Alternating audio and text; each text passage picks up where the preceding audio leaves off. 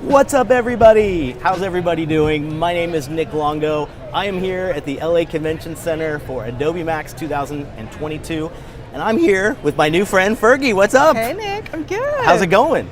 Amazing. You just had a great session? I did, yes. Went well? Yeah, first time teaching in person. Yeah. It's amazing. We were just talking a little bit about that and comparing notes, how it is to teach, and both excited to be here on this fun little stage, saying hi to all you. Thanks, everybody. We see all you there. What's up, Cody, Bliss, Gareth, Wade, everybody, Laura. So good to see you guys as well.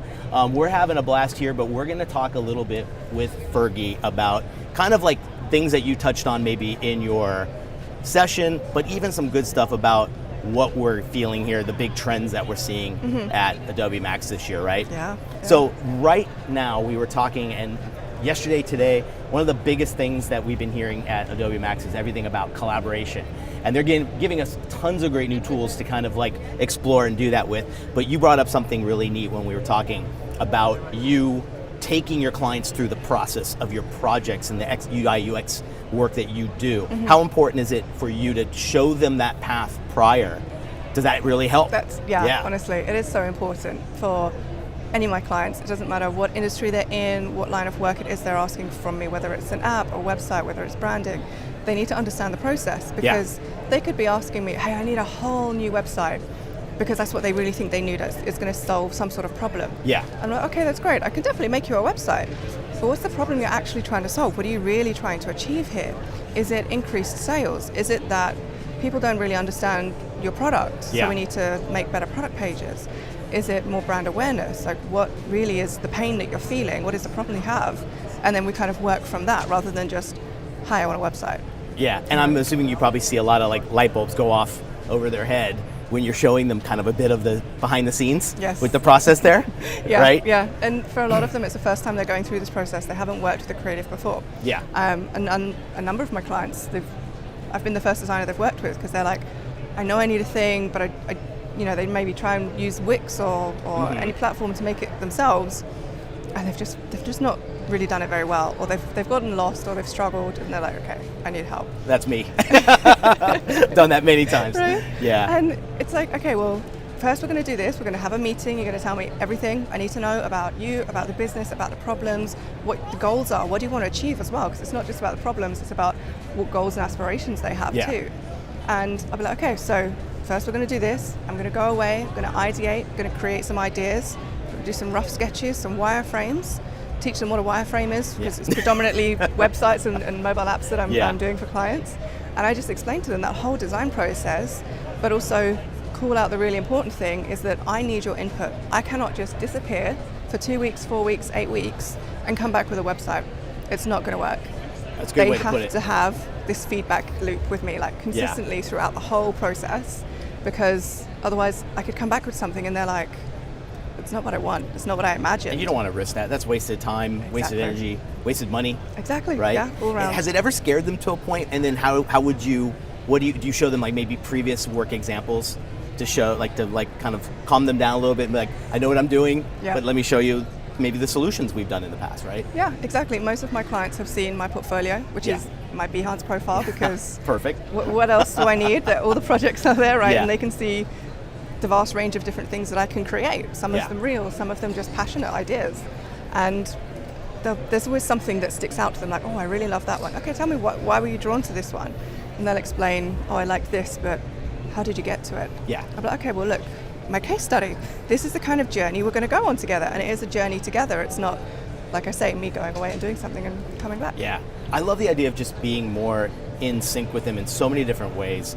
I know when we talk about stuff on Alpha Hours and some other streams we've done, there's this importance of kind of, we always call it like hand-holding the client, right? Yeah. And kind of walking them through that process. And I love that idea of how it can, like, you see those light bulbs go off, and then I think they appreciate you and your role and what you're actually doing for the company even a little bit more. Yeah, definitely. That's the best. Yeah. Okay, so the second thing we talked about when we had a little bit of a pre-meet before this, we were talking about this idea that she loves to kind of like be adaptable for her clients, right? This idea of like flexibility, nimble, because I'm sure every client you get has a different need, they're a different industry maybe as well. Talk about how you make sure you're maneuvering through a new client process for a website or something you're building with that flexibility in mind. Yeah, I mean, everyone usually has a sort of time scale in mind. Like, I want this. Okay, my next question is, what do you want and when do you want it by? Yeah. They might have some sort of idea. If they really don't know, we'll come to an agreement. Okay, well, this is a realistic timeline to build, create, achieve the thing it is you want. But more than that, businesses can change. They can deal with really just unexpected issues at any point in time. Yeah. I mean, the past 2 years, prime example. Nobody knew that was coming. Businesses didn't know how to adapt. Yeah. But so many businesses suddenly, especially those who have actual physical stores, suddenly needed to be online. They need to start selling their products online, but they don't have that offering. So suddenly you have to help them move there, but at their own pace, in a way that works for them, teaching them along the way why it's important, how it can help them in terms of not just sales, but growth and brand awareness and just knowing, like discoverability, right? But it's not just that. I think it's really, really important to speak your client's language. Yeah. I would never go into a client meeting and start using all of the design terms, all of the UX terminology, and expect them to understand it. Exactly, right. We can't do that. Yeah. Don't you love too the way it builds that kind of like the awareness with them, and it shows that you're kind of bringing them along that path, but the solutions, the good things that could be coming out of this, particularly like you said, having to be from a store front, brick and mortar, and then obviously having to go straight to there. I'm sure some of the past was great to bring up and show what you know, what your knowledge is in a lot of this building. That's great. Yeah. Yeah. There's Any good success stories that you can think of, like maybe with this last process of the last 2 years? Any cool projects that really stand out? Yeah, I've helped a few businesses kind of off the ground with their branding. It's people who are just entrepreneurs. They're starting their own business. They're doing something solo. They're by themselves. They don't have a business partner, and they're doing great at what they're doing in the industry that they're in. But they didn't have any branding. They didn't have social media posts that were recognizable, because that's also like another area I'll support. Templates, all that great stuff, especially now with Express. Yeah. Just saying. Oh my gosh, I know. It's become like my favorite new app. I was at one point going like, please, we're serious users here. And then you try it and you're like, this is crazy. Yeah. It's really nice. It's so really easy. Nice. And they've announced some really cool stuff. We're gonna see Express being integrated into a lot of that world, your world specifically, down the road. So I can't wait to see that. Yeah, that's gonna be awesome. Yeah. All right, so you've talked about kind of how you walk these clients through that, you've given them the confidence. How can you help the listeners? I know from familiar names that we see here, and we're going to ask for your questions here in a second, guys, for sure. But what tips and things can you give them starting a business? Maybe a lot of people doing this on their own, single kind of ownership entrepreneurs. What kind of tips can you give them to build confidence, to go to that client, give them these things, their knowledge? How do they break the ice? How do you break the ice? I think the thing that's worked best for me is not just approaching a business or an entrepreneur or anyone and saying, hey, I can do this for you. I could build you a website, or I could make these videos for you. I could do this thing for you. The best approach I have come up with that actually works for me, produces revenue, is noticing. Wait, hold on. Produces revenue. I'm taking notes. Is actually researching the company before I go and talk to them. Yes. And finding out what are their gaps. So there's a brand that I work with, Bravo Studios, and it's an amazing tool. It plugs into Adobe XD. It's a no-code. I can design my app in XD and basically push it to the App Store. Not a single little bit of coding. Really? It is phenomenal. Everyone on Behance knows I've streamed with it so many times. I am obsessed because I think it is amazing. But I noticed they had loads of tutorials, but nothing in XD. Yeah. And I was like, hey, hi, I'm Fergie. This is what I think I could do for you. What do you think? Let's talk. And they were great, and we have a great relationship now 2 years later, still making content together. That's so great. Which is a very different example to, say, me working with a business that is already established in their area, has a website, but it's just not performing for them. Yes. So I've basically said to them, okay, well, this looks like this is the problem that you have. Let's fix that. You know, if you're wanting to push sales, let's make sure that sales journey works and people can actually check out at the end of it, and they're finding what they need and they understand, if you get this product, maybe you also might be interested in this thing over here. You know, all that, just all those little extras. It's like connecting the dots a little bit in some ways. They might not see that immediately when they're building this. They're just thinking, I've got something to sell, I need a place to sell it. Exactly. But giving them all those little added things there as well, right? How about confidence in, like, I know a lot of times creatives might not be the most like forefront extroverts, right? And giving someone maybe the confidence to break through that shyness of maybe going after a client, or being confident in presenting you and your business. Anything you've done in the past that's kind of helped do that? Because I know we all still learn, but you learn from meeting other creatives. I think, to me, that's the whole reason I remember coming here the first time to Max, and it's like, all I want to do is meet more creatives that have a different story, but I can learn from their past, you know? How do you get past this, any kind of shyness, or advice to some of the other designers? Confidence. Well, that wasn't on the question list, so, no. So I love this. This is great. To me, it makes me think of imposter syndrome, right? That's the biggest thing that we all have to deal with when we have this lack of confidence. And I'm just going to say it, but imposter syndrome is fake. Yes. Right? Preach. Go. It really is. Going. It's just this made-up concept in our minds because we think that there's other people out there that are better than us. We think that we're not good enough. We're always self-deprecating in our internal mind and our internal monologue. And we need to stop doing that, because actually, if you look at the people around you, especially other creatives who are always hyping up your work, supporting you, learning from you, it just goes to show that imposter syndrome is fake, and it's just all in your mind, and we always overthink these things. But I would say, if you want some actual practical tips for trying to get over this, is practice. You're never going to get over the shyness of having client meetings if you don't have any client meetings. You know, whether that's you practice with a friend or a friend of a friend, so it's still kind of a stranger, sit down and practice that pitch. Yeah. Practice what you're doing. Record yourself if you're wanting to. You're taking notes right out of my notes. I love that idea. Isn't that the right? I mean, why not? You have a device right in front of you. You can use your computer in the same way. Exactly. And practice. See how you can do better each time. I think that's the coolest thing about that kind of idea. And I totally agree with you on the imposter syndrome thing. I like to look at it, someone recently said, like, look at it as a benefit. The fact that you've got it, it means you're thinking about you and where you are with something and something. And that's a sign to say, get better, take a break, do whatever you need to do. But like someone even said, have a little brag box of your best work that only you have, right? And that could be like, maybe it's even like a hidden Behance, little portfolio, folder. That's a great idea. And it's like, when you ever feel that again, just go back and look at that, and it'll help you a little bit there. Definitely. That's amazing. We're going to go to some questions here, but the last thing I wanted to talk about was this idea of the community and the creative community. And we've kind of touched on it with most of your answers, but how important is it really to meet those other creatives? Form your own community, have a sounding board, all those things. What have you learned from being so open to the community we have here? What have I learned? I've learned that I don't understand why I was nervous and shy about doing it in the beginning. I'm stood here being interviewed with you on camera, right? Yeah. I had never thought that this kind of thing would happen, and I never would have gotten to this point had I not have started to put myself out there. Yeah. If I had not started sharing on Instagram, streaming on my own Behance channel, making little YouTube tutorials. If you don't put yourself out there, you're not going to get the benefits, right? Because the community, it's not all negative like we kind of think it might be. Having that community, like everybody in the chat here, I have not met most of these people in real life, but we have been speaking for years, and they are some absolutely phenomenal people who are just the best hype ever. Yes. And without this, you would never know if what you're creating was actually that good. Getting feedback is really important for all of us to grow as creatives. Oh, totally. We can think we're great, but then we can also be our harshest critic. And we need that outside influence. But it's not just that outside influence to get feedback on our work.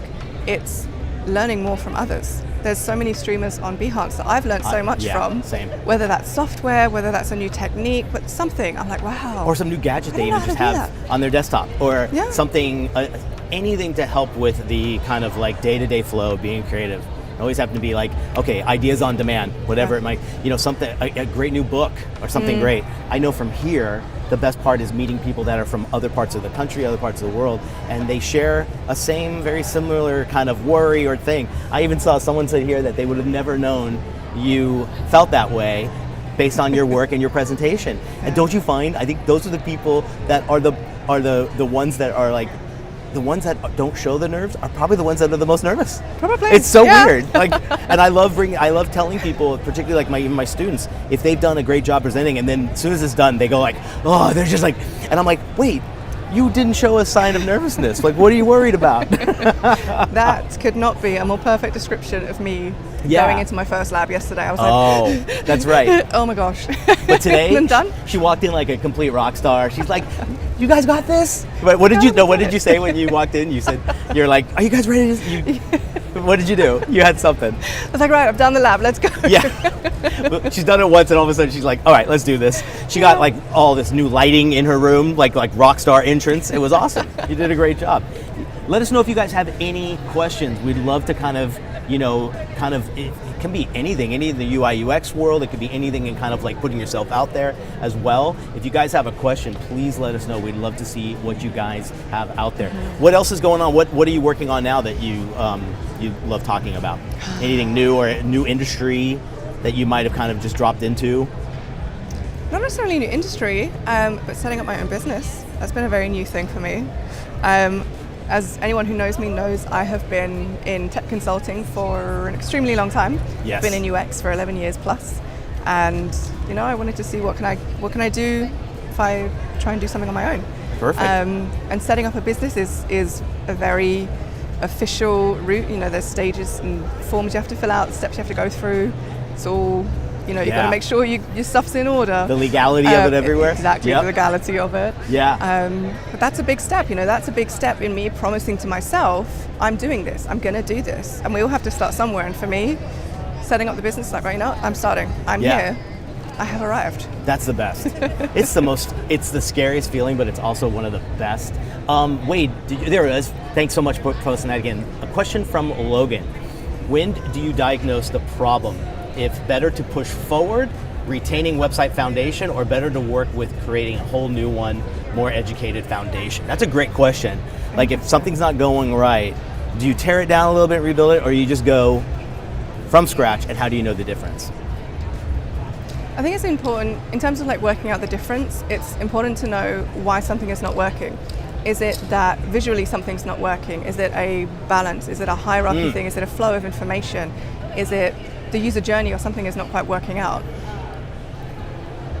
Try and solve that, I would say. Like try and look at why it's not working. If you really can't figure out why it's not working, put it to the side. Don't delete it, make a new artboard, start from scratch again. If you want to do things completely different, like a whole new layout, a whole new concept, try it out. But Save don't as. Exactly. Save go. as draft 2.0. Don't just try and recreate things like for the sake of it necessarily, because sometimes it could just be that small fixes need to be made for something to like just work. Yeah. Right? And then once you've got it to just work, then you start to build on that. Like, okay, how can you make it better? How can you make it better? How can you improve it? And you don't always have to start from scratch. It doesn't always have to be the most brand new, like never done before kind of thing. Web design, we have to make sure things are accessible. We have to make sure this stuff is usable and functioning. Otherwise, why are we doing it? Yeah. So yeah. Perfect. Laura had a great one. What makes you excited outside of design? Outside of design. Design is life. What are you talking about? That's all we do. But there's an outside of design. I don't know.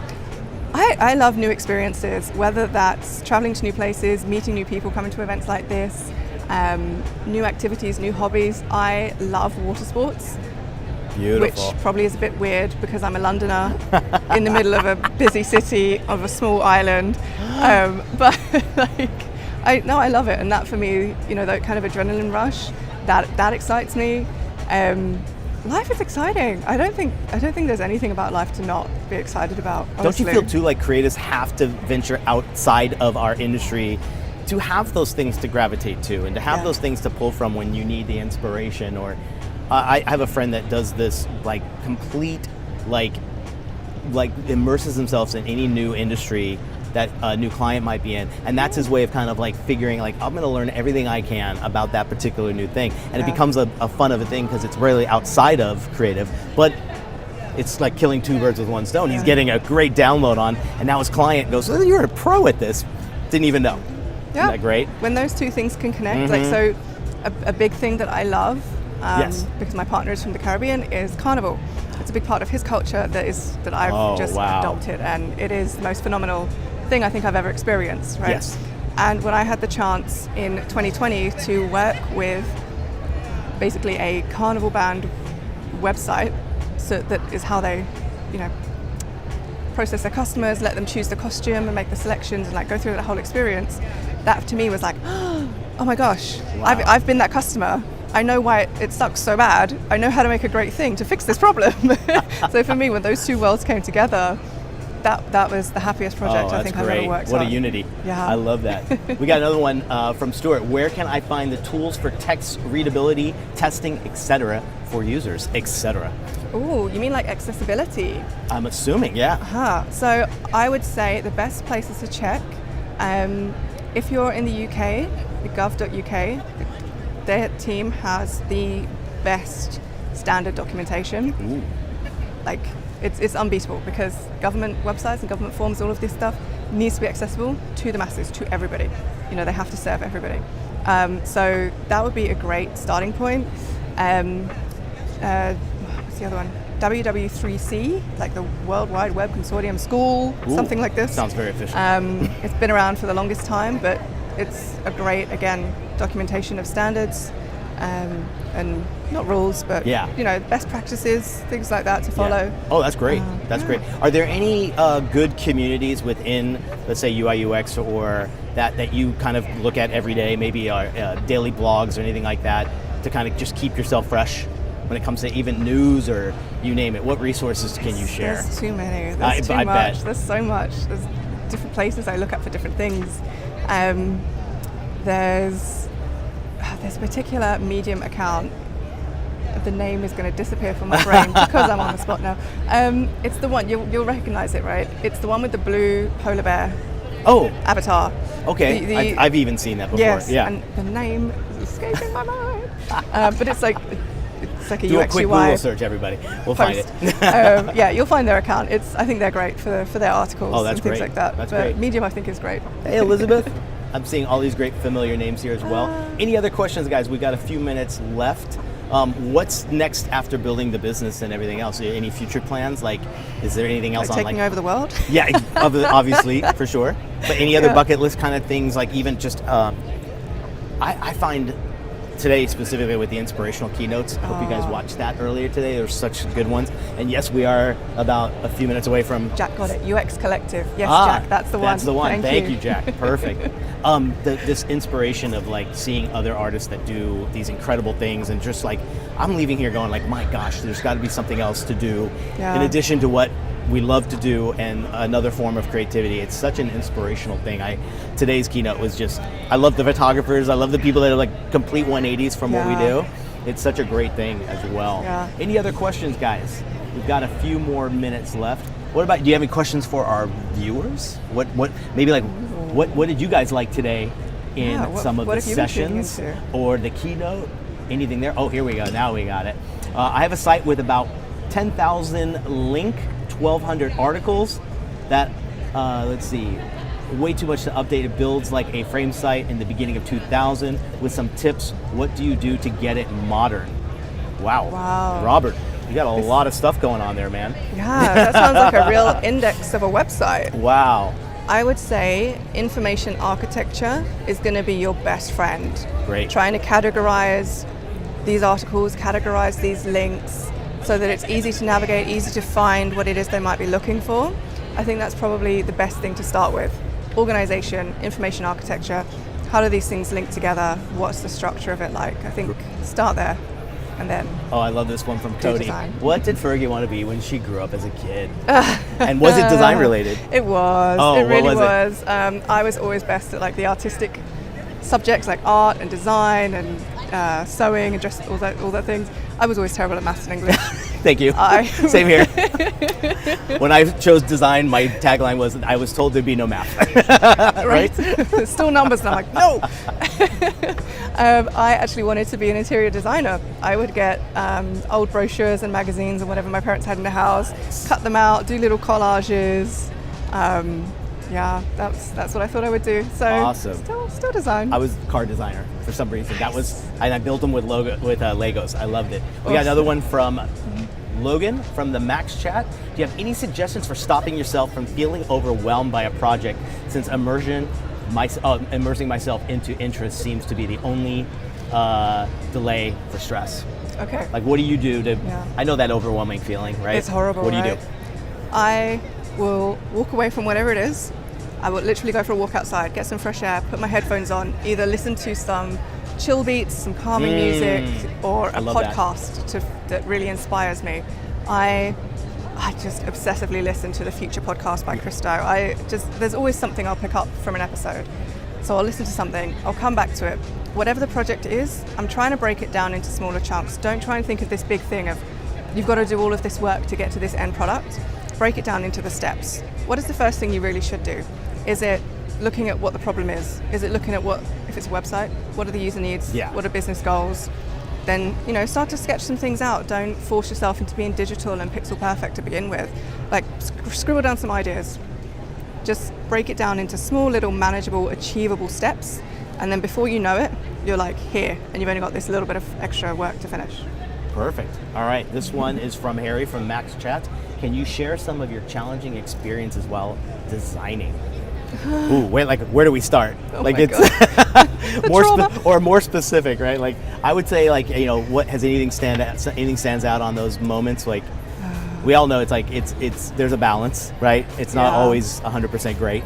Yeah, it's not always perfect. You're not always going to have clients that think your word is gospel, is amazing. It's like, yes, let's go with that. Yeah. There might be clients that have their own idea or their own belief of what something should be.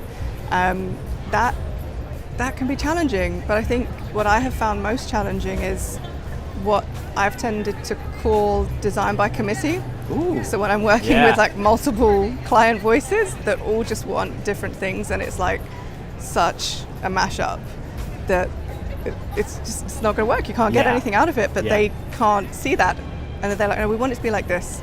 We want it to be like, I don't know, enter big business name here, Netflix, Amazon, whatever. Exactly. So, okay, but that works for a specific reason. Is that what you're trying to do? No. So then don't just copy them. Don't say, oh, I want my website to be like Apple. Apple's website is amazing. They have some great animations and all this good stuff. But it fits them. It just doesn't fit your business. So, I agree. Well, I think that about does it, guys. Thank you guys so much for joining, and the great questions as well. Fergie, it was awesome meeting you. It was so great. Friends for life now. Definitely. So great. And stay tuned for more, guys, and I can't wait for Sneaks tonight. That's going to be a blast. Gonna be amazing. We're going to be there in a few minutes. All right, guys, have a great rest of the day. Enjoy watching the rest of Max, and we'll see you guys really soon. Bye. Bye.